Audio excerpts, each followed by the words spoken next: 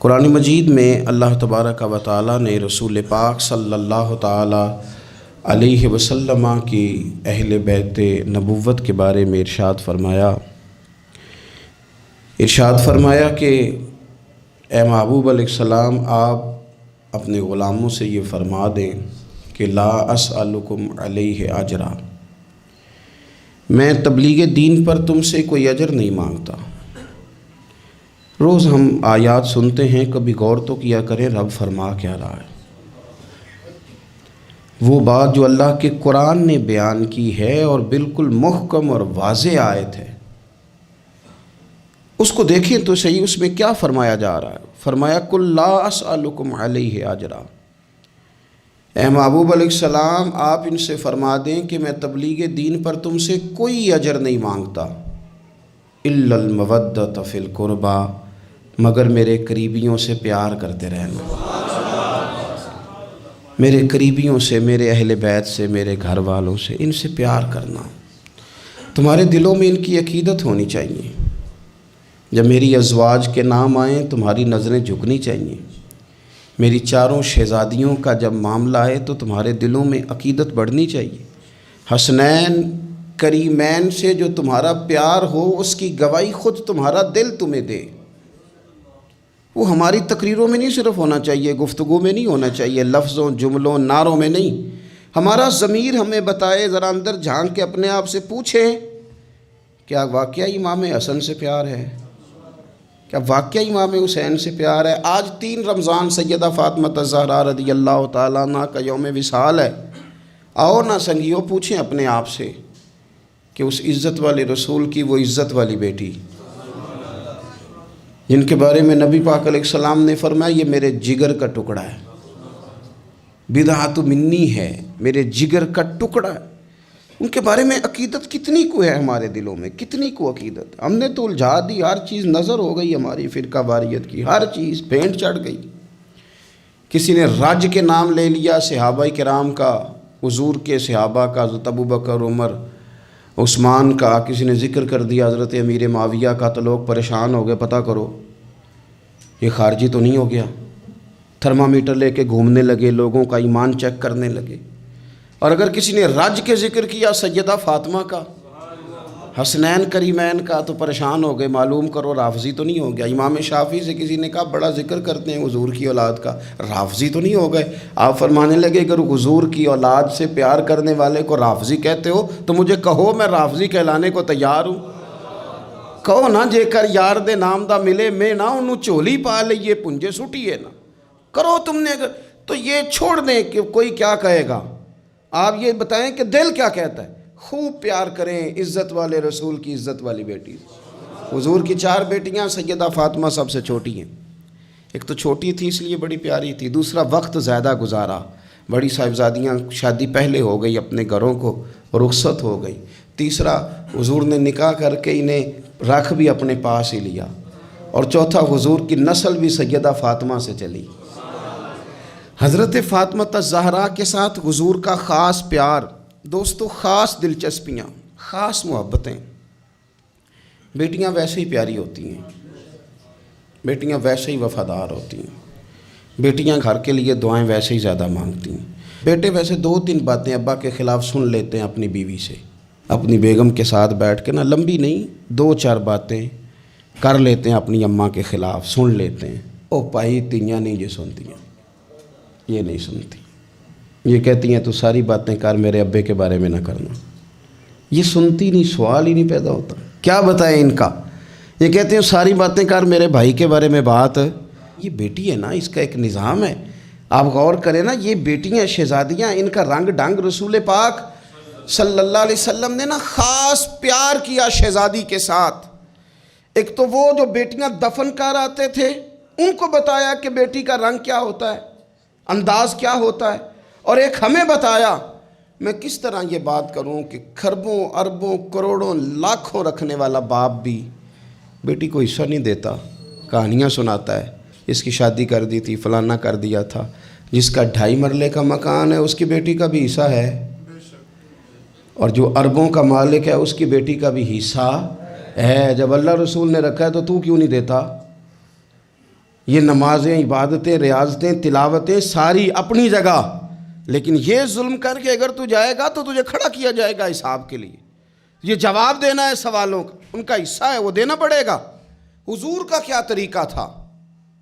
حضرت عائشہ صدیقہ کہتی ہیں نبی پاک صلی اللہ علیہ وسلم کی خدمت میں جب سیدہ فاطمہ آتی نا تو حضور اٹھ کے کھڑے ہوتے، اور یار میں کس کی بات کر رہا ہوں بھلا، نبی پاک اٹھ کے کھڑے ہوتے، رسول رحمت کھڑے ہوتے، حضور اٹھ کے کھڑے ہوتے، سیدہ فاطمہ کا ہاتھ پکڑ کے چومتے، اور جہاں خود بیٹھے ہوتے اس جگہ سے دوسری جگہ بیٹھ جاتے اور اپنی جگہ سیدہ فاطمہ کو بٹھاتے۔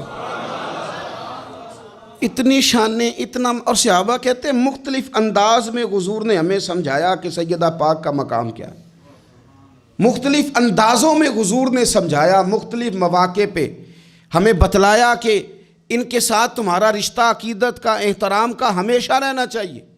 حضرت حذیفہ بن یمان رضی اللہ تعالیٰ عنہ فرماتے ہیں، ترمذی شریف کی حدیث ہے، فرماتے ہیں میں نے اپنی ماں سے کہا اماں میں جا رہا ہوں حضور کی بارگاہ میں، اور جا رہا ہوں تیری اور اپنی بخشش کی دعا کرانے۔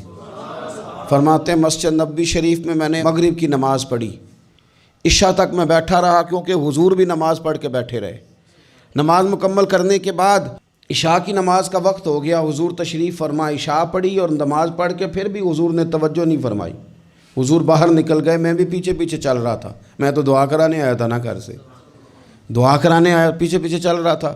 فرماتے حضور نے مڑ کے نہیں دیکھا، چلتے چلتے ہی فرمایا کون ہے میرے پیچھے؟ ابھی میں بتانے ہی لگا تھا تو خود ہی فرمانے لگے حذیفہ ہے، اور میرے دل میں تھا نا، میں گھر کہہ کے آیا تھا دعا کرانی اپنی اور اپنی والدہ کے لیے، ترمذی شریف ہے۔ کہتے ہیں پہلے فرمایا کون ہے، پھر فرمایا حذیفہ ہے، پھر خود ہی فرمانے لگے حذیفہ اللہ تیری اور تیری ماں کی بخشش فرمائے، خود ہی فرمایا۔ اور پھر حضور صلی اللہ علیہ وسلم نے فرمایا میں بیٹھا اس لیے گویا رہا ہوں، حضور بیٹھے رہے نا، تو فرمانے لگے میرے پاس نا ایک فرشتہ آیا ہے جو آج سے پہلے کبھی نہیں آیا تھا۔ حضرت جبریل امین تو آتے رہتے ہیں، باقی فرشتے تشریف لاتے ہیں، یہ پہلے آیا، آج سے پہلے کبھی نہیں آیا۔ اس نے اجازت مانگی ہے کہ یا اللہ مجھے اجازت دے میں تیرے محبوب کی زیارت کروں، ان کو سلام عرض کروں۔ وہ آیا ہے اور پتہ ہے پیغام کیا لایا ہے؟ میں نے کہا حضور کیا؟ فرمایا وہ رب کا پیغام لایا ہے، رب فرماتا ہے کہ حسن اور حسین جنتی جوانوں کے سردار ہیں اور سیدہ فاطمہ جنتی عورتوں کی سردار ہے۔ یہ پیغام لے کے آیا، یہ پیغام لے کے، دیکھیں بات کہاں کہاں حضور سمجھاتے ہیں، کس طرح امت تک پیغام پہنچاتے ہیں کہ میری شہزادی کا یہ مقام ہے۔ حضرت مولا علی نے نا ارادہ کر لیا دوسری شادی کرنے کا، پیغام نکاح آیا انہیں۔ میں نے کہا کہ آپ سمجھیں کہ یہ غیر معمولی لوگ ہیں، ان کا جو مقام اور مرتبہ ہے نا یہ دین ہے، دین۔ ہمیں کیوں یہ چیزیں سکھائی گئیں، کیوں بتلایا گیا؟ تاکہ ہمارے دلوں میں قدر رہے کہ یہ بڑے لوگ ہیں۔ حضرت علی نے ارادہ کیا اب سب کے لیے جائز ہے دوسری شادی کرنی، اور خیر ہمارے جو مرد حضرات ہیں انہوں نے تو بڑا ٹھیک ٹھاک کر کے انہوں نے فتویٰ یاد کیا ہے کہ مرد کے لیے 4 بیویاں رکھنا جائز ہے۔ اگلی بات بھی ہے اگر انصاف کر سکے تو، اگر عدل کر سکے تو، یہ اتنی سی بات نہیں ہے صرف کہ 4 رکھنا۔ قرآن مجید نے جہاں اجازت دی ہے نا 7 شرط لگائی ہے، حقوق ادا کرے، ان کے بیچ عدل کرے، عدل نہ کر سکے تو پھر 4 جائز ہے۔ پوری بات بیان، ہم اپنی اپنی مرضی کا لیتے ہیں نا مسئلہ، اگلی بات نہیں اس پہ بات کریں گے، بھائی اتنا ٹھیک ہے 4 جائز ہیں، بھائی آگے بھی بڑھو نا، آگے کیا ہے؟ آگے یہ ہے کہ اگر تم عدل کر سکو تو سب کے لیے جائز تھا، ہر ایک نے شادیاں کی تھی، حضور نے بھی نکاح کثرت سے کیے، حضرت علی کو بھی پیغام نکاح آیا۔ سیدہ پاک کے دل میں کچھ خیال آیا، معمولی ہستی نہیں نا، کچھ لوگ ایسے ہوتے ہیں وہ ہنس پڑیں تو پھول کھل جاتے ہیں، اور وہ اداس ہو جائیں نا تو خود بخود خزاں آ جاتی، لگتا ہے آج کوئی اداس ہوا تھا، سارے چمن میں اداسی چھا گئی۔ حضرت فاطمہ اداس ہوئیں، پریشان ہوئیں، حضور کو پیغام گیا، نبی پاک ممبر پہ بیٹھے، فرمایا سنو لوگو، فاطمہ میرے جگر کا ٹکڑا ہے، قربان جائیں۔ یہ بھی انداز ہوتا ہے، فرمایا یہ میرے جگر کا ٹکڑا ہے، جس نے اسے ناراض کیا اس نے مجھے ناراض کیا، جس نے اسے راضی کیا اس نے مجھے راضی کیا۔ پاک رسول کی پاک بیٹی، عزت والے نبی کی عزت والی، شانوں والے رسول کی شانوں، وہ جس نے معزز کیا گھرانے کو، اور حسین پال کے جس نے دیا زمانے کو۔ حضرت علی شیر خدا رضی اللہ تعالیٰ عنہ کہتے ہیں میں حاضر بارگاہ ہوا، حضور آپ جیسے حکم کریں تو حضور نے فرمایا سب کے لیے جائز ہے دوسرا نکاح کرنا، پر جب تک میری بیٹی موجود ہے علی تیرے لیے جائز نہیں، تو نہیں کر سکتا دوسرا نکاح۔ یہ اعزاز ہے سیدہ فاطمہ کا، یہ اعزاز ہے۔ کیوں بھلا؟ اس کی ایک وجہ تو یہ تھی کہ سیدہ جلدی چلی گئی تھی دنیا سے، کل عمر 28 سال پائی ہے سیدہ فاطمہ، کل عمر 28 سال، 28 سال۔ کچھ لوگ ایسے ہوتے ہیں جو رب کو بھی بڑے پیارے ہوتے ہیں، دھرتی پہ بسنے کے لیے لمبا وقت گزارنے کے لیے وہ نہیں آتے، وہ تو اپنا کردار ادا کرتے ہیں، اپنا کام کرتے ہیں اور وہ رخصت ہو جاتے ہیں۔ کل عمر 28 سال، 21-22 بھی لکھی ہے لوگوں نے، 28 سال عمر مبارک پائی سیدہ پاک دنیا سے رخصت ہو گئی۔ حضور صلی اللہ علیہ وسلم کا خاص پیار۔ میں آپ کو ایک بات عرض کروں، انہوں نے نا وہ ساری تکلیفیں حضور کے ساتھ اٹھائیں جو دین کے رستے میں نبی پاک کو آئی تھی، وہ ساری۔ ہمارے ہاں نا اب ایک بیماری ہے، بیٹی سے بات نہ کرو ٹینشن لیتی ہے، اماں کو نہ بتانا پریشان ہو جائے گی، فلانے سے نہ بات کرنا۔ کیوں؟ حقیقتوں کا سامنا کرنا چاہیے۔ کیا مطلب ہے اس کا؟ حقیقت اور ہوتی ہے، ٹینشن اور ہوتی۔ اب حقیقت کا سامنا کریں، حقیقت بچوں کو سکھائیں، بچوں کو وہاں لائیں کہ وہ حقیقت کے عادی بنیں۔ حضور حقائق بتاتے، حقائق۔ بخاری مسلم میں مشکات میں حدیث ہے، حضرت عائشہ صدیقہ رضی اللہ تعالیٰ عنہ ام المومنین فرماتی ہیں حضور نے وصال سے کچھ دن پہلے حضرت فاطمہ کو بلایا اور فرماتی ہیں قربان جاؤں حضرت فاطمہ چلتی بھی اس طرح تھی جو حضور کا طریقہ تھا، بولنا بھی اسی طرح کا تھا جو نبی پاک کا بولنا تھا، رفتار میں گفتار میں حضور کے مشابہ۔ وہ تشریف لائیں، حضور نے قریب بٹھایا اور کان میں راز کی بات کی۔ اس کا مطلب ہے کچھ باتیں بیٹیوں سے بھی راز کی کر لینی چاہیے۔ بھائی آپ غور کریں گے اور سمجھیں گے کہ بیٹی سے بھی کبھی کوئی راز کی بات کر لیں۔ حضور نے بلایا اور پھر کان میں کو بات کی، کان میں نبی پاک صلی اللہ علیہ وسلم نے، تو حضرت فاطمہ رونے لگی۔ پھر حضور نے کان میں کو بات کی تو مسکرانے لگی۔ حضور تشریف لے گئے، سیدہ عائشہ صدیقہ رضی اللہ تعالیٰ عنہ فرماتی ہیں میں نے حضرت فاطمہ الزہرا سے کہا کہ فاطمہ کیا کہا حضور نے؟ تو فرمانے لگی میرا اور میرے نبی پاک کا راز ہے، آپ کو میں کیوں بتاؤں؟ تو حضرت سیدہ عائشہ صدیقہ کہتی ہیں میں خاموش ہو گئی۔ کچھ دنوں کے بعد حضور کا وصال ہو گیا، سرکار نے وصال فرمایا تو کچھ دن گزرے تو میں نے کہا فاطمہ میرا تم پر حق ہے، میں تمہاری ماں ہوں، میرا حق ہے، اس حق کی وجہ سے میں کہتی ہوں مجھے وہ بتا دو وہ کیا بات تھی کہ پہلے تم روئی پھر تم ہنسی؟ تو میں نے کہا حقیقتوں سے آگاہ کریں۔ نبی پاک صلی اللہ علیہ وسلم کی شہزادی فرمانے لگی اماں جی حضور نے میرے کان میں کہا تھا کہ فاطمہ ہر رمضان میں جبریل امین ایک قرآن پاک مجھے سناتے تھے، ایک میں انہیں سناتا تھا، اس سال جبریل نے 2 سنائے ہیں۔ فاطمہ مجھے لگتا ہے تیرے باپ کے جانے کا وقت آ گیا ہے، اب میری رخصتی ہے، مصیبت آئے تو صبر کرنا، مشکل پڑے تو حوصلہ کرنا، اپنے آپ کو اپنے رب کریم کے سپرد رکھنا۔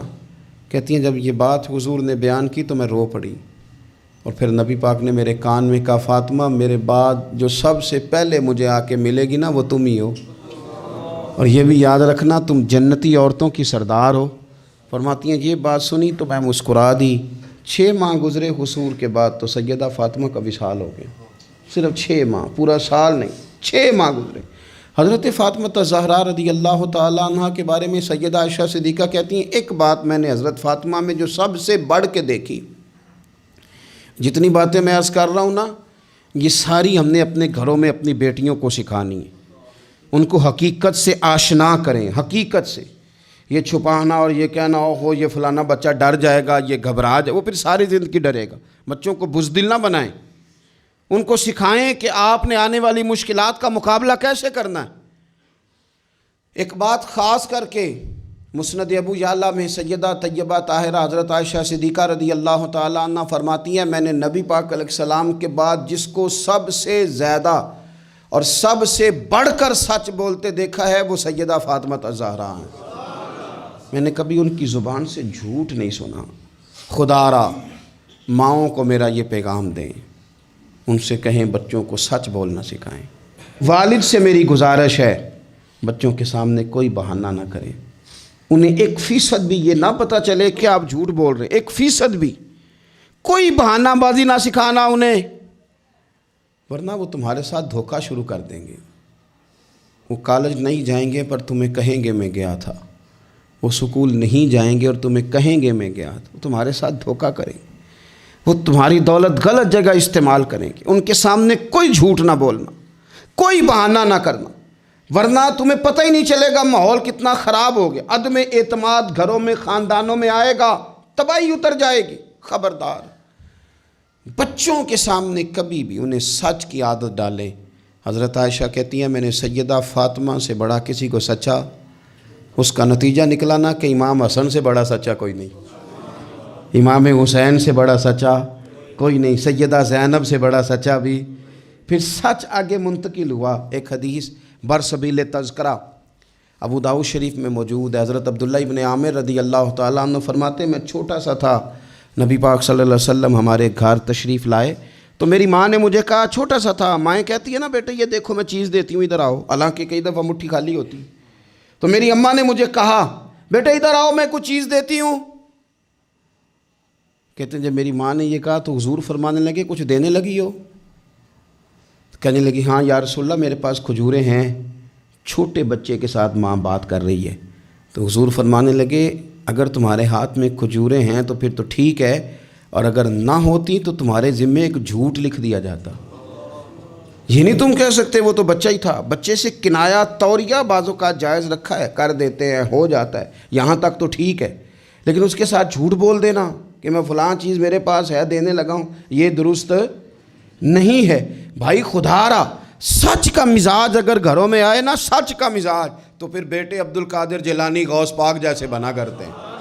اگر مزاج سچ والا آئے تو وہ طالب علم بن کے بھی کبھی جائیں تو کئی چوروں کی توبہ کرا کے مدرسے داخل ہوا کرتے ہیں۔ شرط یہ ہے کہ سچ کا مزاج اپنے گھر میں۔ دوسری بات یہ کہ حضرت فاطمہ الزہرا نے نا فطرتی زندگی جی کے ہمیں دکھائی۔ وہ گھر کے اندر جھاڑو دیتی تھیں، آٹا گوندتی تھیں، روٹیاں پکاتی تھیں، چکی پیستی تھیں، سنو میں کیا کہہ رہا ہوں، لیپا پوتی کرتی تھیں، بچوں کی سارے کام اپنے ہاتھوں سے کرتی تھیں، شوہر کی خدمت کرتی تھیں، اور پھر ساری رات مصلی پہ بھی بیٹھتی تھیں۔ سارے کام سیدہ فاطمہ، حضرت اسماء بنت ابی بکر صدیق، حضرت صدیق اکبر کی بیٹی ہیں، امیر باپ کی بیٹی ہیں، لیکن حضرت زبیر بن عوام حضور کی پھوپھی کے بیٹے کے ساتھ نکاح ہوا تو کہتی ہیں ان کے گھر میں کوئی خادم نہیں تھا، میں سارے کام کرتی تھی، میں ان کے گھر کے کام بھی کرتی تھی، میں کنویں سے پانی بھر کے بھی لاتی تھی۔ حضرت یہ آپ کو بخاری میں حدیث ملے گی، حضرت اسماء بنت ابی بکر صدیق فرماتی ہیں کہ انہوں نے اونٹ رکھا ہوا تھا اور ملازم کوئی نہیں تھا، خادم اور غلام کوئی نہیں تھا، تو میں ان کے اونٹ کو چارہ بھی ڈالتی تھی، میں سارے کام کرتی تھی۔ بیٹی گھر کے کام کرنے سے بھی کبھی کمزور ہوتی ہے۔ آج کل وہ لبرل ہے نا، موم بتی مافیا، وہ پوچھتا ہے جی کہاں لکھا ہے بی بی گھر کے کام کرے، گھر کس کا ہے؟ ویسے تو وہ کہہ رہی ہے میں کسی کی مداخلت بھی پسند نہیں کرتی، میرے گھر میں آ کے نند بات نہ کرے، تب تو وہ کہہ رہی ہے کہ میرے گھر میں مداخلت بھی کوئی نہ کرے، اور جب کام کرنے کی باری آئی ہے تو کہتے ہیں کس حدیث میں لکھا ہے؟ بالکل نہیں کسی حدیث میں لکھا، اس میں کوئی شک نہیں، لیکن یہ ضرور لکھا ہے کہ مدینے والے کی صاحبزادی اپنے گھر کے کام کرتی تھی۔ یہ ضرور لکھا ہے کہ صدیق اکبر کی وہ صاحبزادی کہ جن کو نبی پاک صلی اللہ علیہ وسلم کی غار ثور میں روٹی پہنچانے کا شرف حاصل ہے، وہ گھر کے سارے کام کرتی تھی، اپنے خامند کے جانوروں کی بھی خدمت کرتی تھی، یہ ضرور لکھا ہے۔ یہ سیرت اپنائیں۔ پھر حضرت فاطمہ رضی اللہ تعالیٰ عنہ نے نا 3 سال قید بھی کاٹی ہے شیب ابی طالب میں حضور کے ساتھ، پتے کھا کے بھی گزارا کیا۔ احد میں جنگ عروج پہ تھی تو حضور ساتھ لے کے گئے تھے حضرت فاطمہ کو، سیدہ مشکیزے میں پانی بھر بھر کے زخمیوں کو پلاتی تھی، دعائیں دیتی تھی۔ بڑا عجیب منظر ہوا۔ مولا مرتضیٰ شیر خدا کرم اللہ تعالی وجہہ الکریم ارشاد فرماتے ہیں کہ عجیب ہم نے منظر دیکھا کہ حضور کا وجود لہو لہان ہو گیا، تو میں نے دیکھا کہ سیدہ فاطمہ دوڑتی آ رہی، مجھے لگا کہ یہ کمزور ہوں گی، لیکن حضرت فاطمہ نے کیا کیا، میں پانی بہاتا تھا اور سیدہ حضور کے زخم دھوتی تھی، زخم دھوتی تھیں۔ پھر اس دور میں طریقہ تھا کہ کوئی کپڑا گرم کر کے زخم کے اندر جلا کے دیا جاتا تھا۔ کہتے ہیں یہ بڑا مشکل کام تھا، پر میں نے سیدہ فاطمہ کا حوصلہ دیکھا، وہ جو حضور نے انہیں دیا تھا، جو نبی پاک نے تربیت کی تھی، انہوں نے خود کپڑا جلایا اور حضور کے زخم میں جب وہ دے رہی تھیں تو حضور تھوڑی تکلیف محسوس کرنے لگے تو ان کی آنکھوں میں آنسو آئے۔ انہوں نے وہ ساری آزمائشیں، وہ سارے رنگ، وہ سارا کچھ حضور کے ساتھ دیکھا، غربتیں بھی حضور کے ساتھ کاٹیں۔ میں کیسے کہوں کہ آج کل ہمارا لاڈ صرف اتنا ہے کہ جی جو بچے مانگتے ہیں میں لا کے دیتا ہوں۔ یہ کوئی کمال ہے؟ یہ کوئی کمال ہے؟ یہ تو آپ نے الجھا دیا انہیں، آپ نے ان کو بگاڑنے میں اور محنت سے انہیں دور کرنے کے لیے آپ نے ظلم کیا ان کے ساتھ۔ جو مانگتے ہیں لا کے، یہ کوئی کام ہے کرنے والا کام تو یہ تھا کہ بچوں کو کچھ نہ ملے تو انہیں صبر کرنا بھی آئے، انہیں کچھ نہ ملے تو انہیں اپنی زبان شکوے سے روکنی بھی آئے۔ حوصلہ اگر آپ دیکھیں نا، حضور فرماتے ہیں کسی باپ کا اپنی اولاد کے لیے سب سے اچھا تحفہ پتہ کیا ہے؟ یا رسول اللہ کیا ہے؟ فرمایا جس نے اپنی اولاد کو سب سے اچھا ادب سکھا دیا اس نے سب سے اچھا تحفہ دے دیا ہے۔ ان کو آداب زندگی سے آگاہ کریں، اچھا تحفہ ہو گیا ان کے لیے۔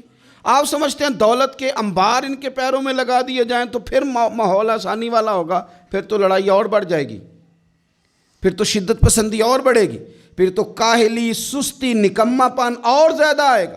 رسول کائنات صلی اللہ تعالیٰ علیہ وسلم نے صبر کرنا سکھایا۔ کئی دنوں کی بھوک تھی نبی پاک صلی اللہ علیہ وسلم کی، 3 دن بیت گئے تھے۔ تو حضور صلی اللہ علیہ وسلم کے ساتھ کچھ صحابہ بھی تھے۔ حضور حضرت ابو ایوب انصاری کے ہاں گئے، پہلے میزبان نبی پاک۔ انہوں نے دیکھا کہ چہرہ نور پہ نکاہت ہے تو جلدی سے ایک بکری ذبح کی۔ بکری پکنے لگی تو انہوں نے کھجور اور کچھ انہوں نے اتار کے انگور وغیرہ پلیٹ میں رکھ کے حضور کی بارگاہ میں پیش کیے۔ یا رسول اللہ شوق فرمائیے جب تک کھانا پکتا ہے۔ حضور ہلکے ہلکے ایک لقمہ اٹھا لیتے، کبھی کبھی ایک لقمہ اٹھا لیتے، حضور کھانے لگے۔ اتنی دیر میں کھانا پک کے آ گیا۔ بڑے شوق سے، رغبت سے نہیں حضور نے کھجوریں کھائیں، شوق کے ساتھ نہیں نبی پاک صلی اللہ علیہ وسلم نے انگور کھائے۔ کبھی کبھی جیسے کوئی ایک ٹکڑا بندہ اٹھا کے کھاتا ہے، اس طرح نبی پاک صلی اللہ علیہ وسلم کھا رہے ہیں۔ کھانا پک کے آیا تو حضور نے ایک روٹی اٹھائی اور 2-3 بوٹیاں اٹھائیں اور رکھیں، پھر ان کو لپیٹا اور آنکھوں میں آنسو آئے۔ ایک صحابی کو تھما کے کہا یہ لے جاؤ اور فاطمہ کو دے آؤ۔ میں نے 3 دن سے کچھ نہیں کھایا اور فاطمہ نے 6 دنوں سے کچھ نہیں کھایا۔ 6 دن ہو گئے، انہوں نے اپنے گھر میں صبر سے وقت گزارا ہے، کچھ نہیں کھایا، لے جاؤ کھانا۔ حضور صلی اللہ علیہ وسلم نے ان کو صبر سکھایا، حوصلہ سکھایا، ان کو ذوق سکھایا۔ اور پھر آپ نے سوسائٹی کے اندر کوئی کام کرنا ہے، کوئی انقلاب برپا کرنا ہے، کچھ آگے بڑھنا ہے، معاشرے کو، ملت کو، قوم کو، آپ نے قبیلے کو کچھ دینا ہے، تو اس کے لیے اگر آپ کے گھر والے آپ کا ساتھ دینا تو پھر کام کرنا آسان ہو جاتا ہے۔ لیکن اگر مشکلات گھر سے پڑنی شروع ہو جائیں، گھر والے حوصلہ شکنی کرنے لگے، گھر والے اگر کمزوری دکھانے لگیں تو پھر بہت سارے کام جو بندہ کرنے کی صلاحیت رکھتا ہے وہ بھی نہیں کر پاتا۔ اگر گھر سے حوصلہ ملے، گھر والے مشن کے ساتھ ہو جائیں تو پھر تو یوں سمجھ لیں کہ انسان مضبوط ہو گیا، وہ اتنا طاقتور ہو گیا کہ بہت سارے طوفانوں کا خود بخود مقابلہ کر لے گا۔ حضور صلی اللہ تعالیٰ علیہ وسلم چونکہ بڑا کام کرتے تھے، بڑی ڈیوٹی فرماتے تھے، تو طریقہ مبارکہ یہ تھا کہ سفر کے لیے تشریف لے جاتے یا جہاد کے لیے جاتے تو سب سے آخر میں حضرت فاطمہ کے گھر جاتے، ان سے ملاقات کر کے سفر پہ تشریف لے جاتے، اور جب واپس تشریف لاتے تو سب سے پہلے سیدہ فاطمہ کے گھر، سب سے پہلے یہاں آتے، ملاقات کرتے، پھر تشریف لے جاتے۔ ایک دفعہ حضور کئی دنوں کے بعد تشریف لائے، سفر کے آثار بھی تھے، اور پھر حضور کا لباس مبارک بھی بہت دنوں سے حضور نے نیا جوڑا نہیں خریدا تھا، پہنا نہیں تھا، شرف نہیں بخشا تھا، تو کپڑے مبارک بھی نبی پاک صلی اللہ علیہ وسلم کے بظاہر بہت پرانے لگ رہے تھے۔ تو حضرت فاطمہ کے ہاں حضور تشریف لے گئے تو سیدہ پاک نے حضور کے کپڑوں کو جھاڑا اور جھاڑ کر کے عرض کی یا رسول اللہ آپ بڑی مشقت فرماتے ہیں، حضور آپ بڑی مشقت کرتے ہیں دین کے لیے۔ یا رسول اللہ صلی اللہ علیہ وسلم دیکھیں کب سے آپ نے کپڑے نہیں خریدے، حضور یہ مشقت کب تک، کس حد تک؟ یہ گویا سوال ہے حضرت فاطمہ کا۔ یا رسول اللہ صلی اللہ علیہ وسلم اتنی مشقت؟ تو حضور نے فرمایا فاطمہ تیرے باپ کی ڈیوٹی ہے، تیرے باپ کی ڈیوٹی ہے کہ ہر دیہات میں، ہر شہر میں دین پہنچانا ہے۔ پھر نبی پاک صلی اللہ علیہ وسلم نے ایک جملہ کہا جو میں نے پہلی دفعہ پڑھا تو بتاتا ہے کہ مشن کتنا بڑا ہے۔ نبی پاک صلی اللہ علیہ وسلم نے فرمایا فاطمہ جہاں تک رات پہنچتی ہے نا وہاں تک ہم نے اللہ کا دین بھی پہنچانا ہے۔ جہاں تک رات آتی ہے نا، جہاں جہاں رات پہنچتی ہے وہاں تک رسول کریم کا دین بھی پہنچے گا۔ حضور صلی اللہ تعالیٰ علیہ وسلم نے یہ انداز حضرت فاطمہ کو سکھایا کہ جہاں جہاں رات پہنچتی ہے وہاں وہاں دین بھی پہنچے گا، وہاں وہاں یہ دین پہنچ کر کے رہے گا۔ اب آپ اندازہ فرمائیے اتنا بڑا مشن تھا، اور اس میں سیدہ فاطمہ الزہرا رضی اللہ تعالیٰ عنہ ساتھ حضور کے وقت گزارتی ہیں، ساتھ رہتی ہیں۔ بہت زیادہ آسودگی والی زندگی نہیں، لیکن اس کے باوجود بہت زیادہ پردے کا اہتمام۔ با پردہ عورت کون ہوتی ہے؟ جو برقع پہنے اور سارا گھوم کے واپس آ جائے۔ برقع اس نے پہنا، نقاب اس نے کر لیا، اب جہاں دل کرے جائے، نہیں۔ یہ بھی با پردہ ہے، اس پر بھی کوئی الزام نہیں، لیکن جو اصل با پردہ عورت ہے وہ کون ہے؟ جو گھر سے صرف ضرورت کے لیے نکلے، صرف مجبوری کے لیے گھر سے باہر جائے، ورنہ اپنے گھر سے، وہ عورت با پردہ ہے۔ ایک دن نبی پاک صلی اللہ تعالیٰ علیہ وسلم نے صحابہ سے پوچھا نا، بتاؤ مجھے دنیا میں سب سے بہترین عورت کون ہوتی ہے؟ لوگوں کا اپنا اپنا رویہ ہوتا ہے۔ کچھ کا خیال تھا کہ جو قرآن پاک کی حافظہ ہو، کچھ کا خیال تھا عالمہ فاضلہ ہو، کچھ کا خیال تھا کہ بچوں کی تربیت ٹھیک کرنے والی ہو، دین جس نے بچوں کو سکھایا وہ بہتر ہے۔ سب اپنے اپنے انداز میں بات کرتے ہیں، لیکن حضور نے فرمایا تم نے میری مراد کو پہنچے۔ حضرت مولا علی شیر خدا فرماتے میں پیچھے بیٹھا تھا، ذرا میں نے گردن جھکائی اور چھپ کے، نہ ویسے بھی قد مبارک بظاہر تھوڑا چھوٹا تھا حضرت علی کا، کہتے میں نکل گیا، حضرت فاطمہ کا حجرہ ساتھ ہی تھا، جا کے میں نے کہا فاطمہ حضور نے سوال پوچھا ہے، اب میں کس طرح یہ بات کروں کہ مولا علی شیر خدا کا علم؟ حضور نے فرمایا کہ میں علم کا شہر ہوں تو علی دروازے ہیں، تو اگر حضرت علی بھی کسی سے مسئلہ پوچھنے جائیں تو پھر بتاؤ نا کہ سیدہ فاطمہ کا علم کتنا شاندار ہوگا، ان کے علم کا کیا مرتبہ اور مقام ہے کہ حضرت فاطمہ سے پوچھا جا کے، کہا فاطمہ آج نہ حضور نے سوال پوچھا ہے تو سب صحابہ محو حیرت ہیں۔ حضور نے پوچھا بہترین عورت کون ہوتی ہے؟ تو کسی نے کچھ بتایا، کسی نے کچھ بتایا، بات بن نہیں رہی، آپ ذرا جلدی سے بتائیں۔ تو حضرت فاطمہ کہنے لگی علی بہترین عورت پتہ کون ہوتی ہے؟ یہ آپ نے غور کرنا لفظوں پہ، کہا بہترین عورت وہ ہوتی ہے جسے نہ کبھی غیر مرد نے دیکھا ہو اور نہ کبھی اس نے غیر مرد دیکھا ہو، وہ سب سے بہترین عورت ہے۔ آپ میری بات پہ غور کریں، بس یہ حد ہے، یہ سیدہ فاطمہ کا پیغام ہے، یہ آج کے جمعے کا میسیج ہے۔ فرمایا نہ اس نے غیر مرد دیکھا ہو اور نہ غیر مرد نے اسے دیکھا، بہترین عورت ہے۔ حضرت سیدنا علی المرتضیٰ کہتے ہیں میں چپ کے سے آ کے پھر صفوں میں بیٹھ گیا، بات ابھی جاری تھی، صحابہ بات کر رہے تھے، میں نے ہاتھ کھڑا کیا، میں نے کہا حضور بتاؤں؟ فرمایا بتاؤ۔ میں نے کہا یا رسول اللہ بہترین عورت وہ ہوتی ہے نہ اس نے غیر مرد دیکھا ہو اور نہ غیر مرد نے کبھی اسے دیکھا ہو۔ حضور نے میری بات سنی تو مسکرا کے فرمایا فاطمہ میرے جگر کا ٹکڑا ہے۔ کہا فاطمہ میرے جگر کا ٹکڑا ہے۔ تو حضرت علی المرتضیٰ کہتے ہیں صحابہ ایک دوسرے کا منہ دیکھ رہے تھے کہ بتایا تو علی نے، تعریف حضرت فاطمہ کی انہیں نہیں سمجھ آ رہی تھی، میرے دوستوں کو تو مجھے تو آ رہی تھی نا، مجھے تو سمجھ آ رہی تھی نا کہ حضور کیا فرما رہے ہیں۔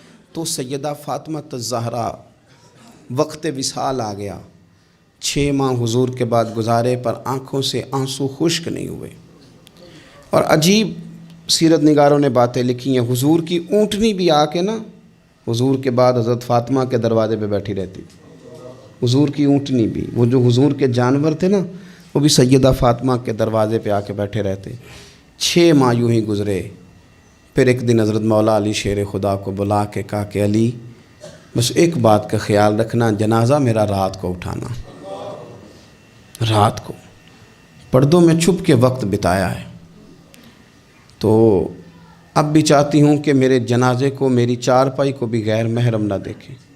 اور پھر فرمایا کہ حضرت اسماء کو بلا کے کہا کہ میرا جنازہ رات کو اٹھایا جائے اور پردے کا خاص اہتمام کیا جائے۔ تو انہوں نے کہا میں نے حبشہ میں ایک طریقہ دیکھا ہے کہ عورتوں کو جنازوں کو اوپر سے کئی چادروں کے ساتھ ڈھانپ دیا جاتا ہے، فرمایا بس وہی میرے ساتھ بھی کرنا۔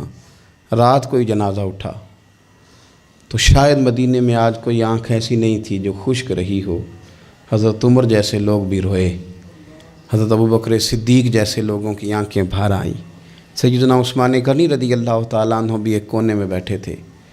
کئی منٹوں تک سیدہ عائشہ صدیقہ رضی اللہ تعالیٰ عنہ بولی نہیں۔ لوگوں نے کہا ہوا کیا؟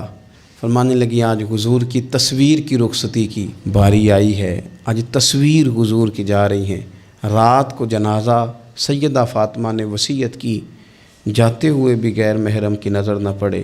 امام سیوطی نے حدیث لکھی ہے، میرے نبی پاک نے فرمایا دن ہوگا قیامت کا، اللہ فرشتوں سے فرمائیں گے نظریں جھکا لو۔ اہل محشر سے کہا جائے گا ذرا اپنی نظریں جھکا۔ یہ اہل محشر کون ہوں گے؟ ولی، غوث، کتب، صلحاء، اتقیاء، علماء۔ اپنی گردنیں جھکاؤ، نظریں جھکاؤ، کیا ہونے لگا ہے؟ کہا محمد کی بیٹی فاطمہ کی سواری گزرنے لگی ہے۔ یہ موقع حیا کا ہے، سیدہ فاطمہ کی سواری گزرنے لگی ہے۔ یہاں چونکہ انہوں نے پردوں میں وقت گزارا ہے تو صبح قیامت بھی پردوں کے اندر وہ جائیں گی۔ میرے اعلیٰ حضرت فرماتے ہیں سیدہ زاہدہ طیبہ طاہرہ، اور فرماتے ہیں جان احمد کی راحت پہ لاکھوں سلام۔ جان احمد کی راحت پہ، حضور کی جان کی راحت ہیں سیدہ فاطمہ، جان احمد کی راحت۔ اور پھر فرماتے ہیں آب تطہیر سے جس میں پودے جمے، اس ریاض نجابت پہ لاکھوں سلام۔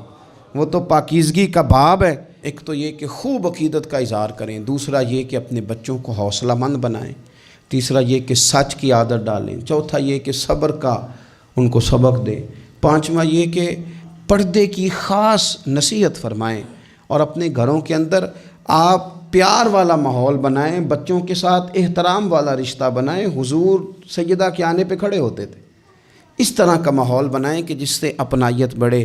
اللہ کے حضور دعا ہے اللہ تعالیٰ ان کے صدقے ہماری اولادوں پہ فضل فرمائے۔ مور ویڈیوز کے لیے ہمارے چینل کو ضرور سبسکرائب کیجیے گا تاکہ ہر آنے والی ویڈیو بآسانی آپ تک پہنچ سکے۔